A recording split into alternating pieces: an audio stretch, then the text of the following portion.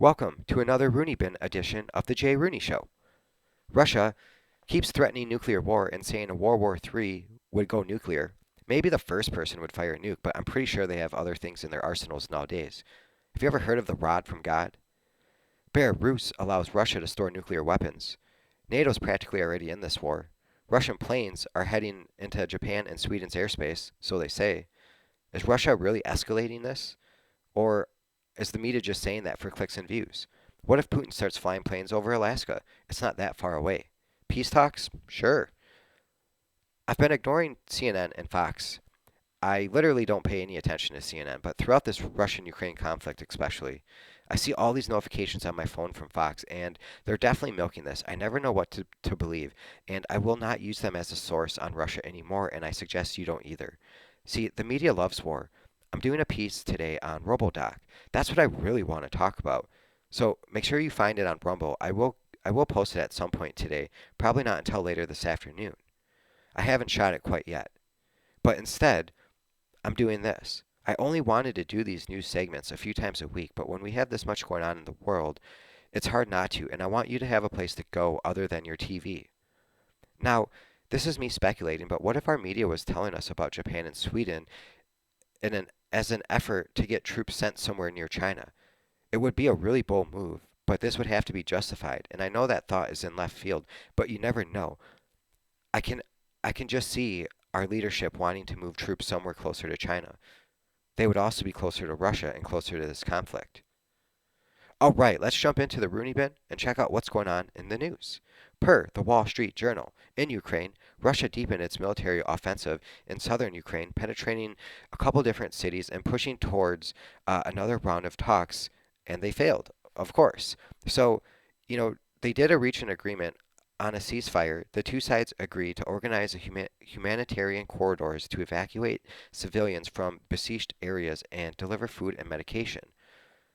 This was early Friday local time. Ukrainian officials said Russian troops had fired on one of those cities' nuclear power plants. Ukrainian forces have managed to stymie Russia's advance on the capital Kyiv and the second largest city, Kharkiv. The strong resistance, however, has pushed the Kremlin to shift to a strategy of indiscriminate attacks, shelling civilian areas. More to come this weekend, I'm positive. In market news, the U.S. crude prices briefly surged over $116 a barrel for the first time since 2008. Before turning lower, wheat prices are trading at the highest levels since March of 2008 as well. Russian markets remain closed for a fourth day. Russia's credit ratings were downgraded deep into a junk territory by Moody's Investor Services and Fitch Ratings. Get ready for food prices to go up even more. Seriously, should think about getting off of processed foods. And I've been talking about this a lot the past week or so. Um, with these wheat prices going up, that's going to have a ripple effect on everybody, no doubt, especially American diets. I mean, how many of you are just pumping carbs into your body all day? I mean, even if you're on a plant-based diets are a lot of carbs, unless you're like full on vegan. Um, you're probably on an insulin roller coaster all day, every day, making you think you're more hungry and needing to eat more food than you actually do. Wheat is really bad, and it's going to be really bad for our pocketbooks as meat prices go up, gas prices are going to go up because of this. So just brace yourselves, everybody. I've seen so much back and forth the last week as well. Ukraine's resisting Russians, yeah, Ukraine resisting, Russians are winning.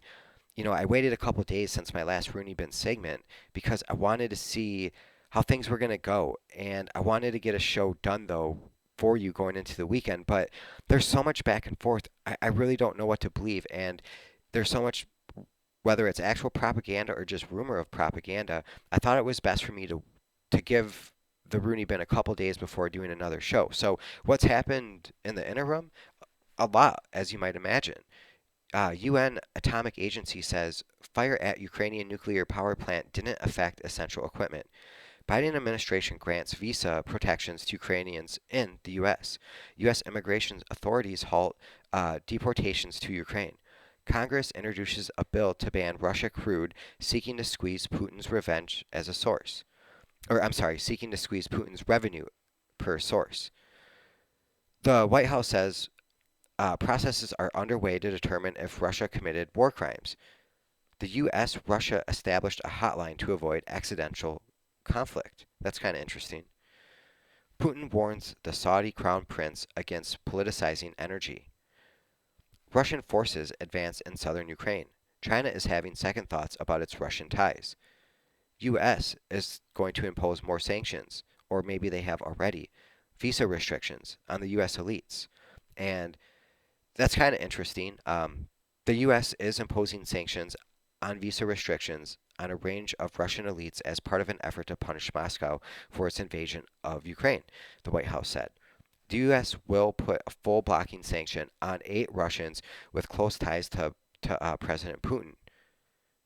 They're going to also do it to their families. In addition, the U.S. will impose visa restrictions on 19 Russian oligarchs and 47 of their family members and close associates.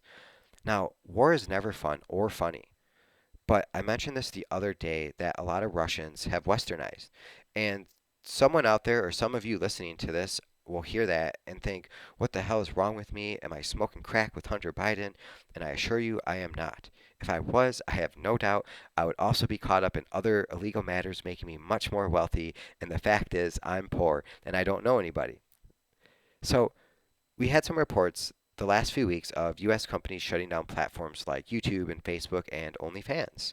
That's right, OnlyFans. If you're not familiar with OnlyFans, I haven't quite figured it out myself yet. I have gone to their website, and you have to know of people to look up, and then you have to subscribe right away to see their content. And personally, I'm not really willing to pay for nude pictures and videos of women. I mean, you can get a lot of that stuff for free online already. So I'm not really into that, but Russians are pissed about it.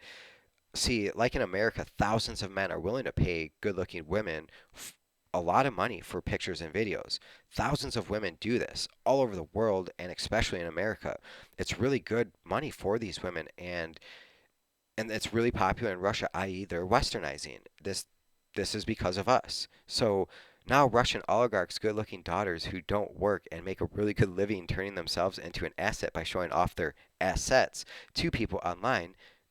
Sure, some do take it a step further. We hear about pro athletes in the U.S. hooking up with these OnlyFans models all the time, and I'm sure it's for a big number, but these Russian women are using their platforms to protest the Russian invasion in Ukraine. They're highly influential people, hence the term influencer, on the culture of Russia. It would seem like the people of Russia don't want this. Recall those videos from when this first started of what looked like thousands of Russians protesting and getting arrested? Good for these women. They have a lot of followers and are using their platform as a force for good. But here in America, you never know what to think. We can't even agree on who's winning someone else's war. 1 hour it's nuclear war, and then the next, this war could be over soon. I'm not sure what to think going into this weekend. Grandpa Rooney was a World War II pilot and was a constitutionalist, not a Democrat or Republican, an American. He didn't like when people referred to themselves as either Democrat or Republican. And I have no doubt he looked around one day before heading into battle and thought, these are my American brothers and sisters, not Democrats or Republicans. I hope some of you throughout this are realizing how important it is for us to remain together despite our differences. In war, we need to be one unit. And I think we can all collectively agree that we want to be free, free to live our own lives. That's why so many immigrants come to our country. So let's unite. So if anything positive is happening right now, I hope it's that some Americans who have been so caught up in these culture wars with their perceived social issues realize that we are all in this together and we are all just Americans and nothing else. We're Americans. Now climb out of the Rooney bin, have a healthy weekend, get some rest, go for a walk, listen to the Jay Rooney Show.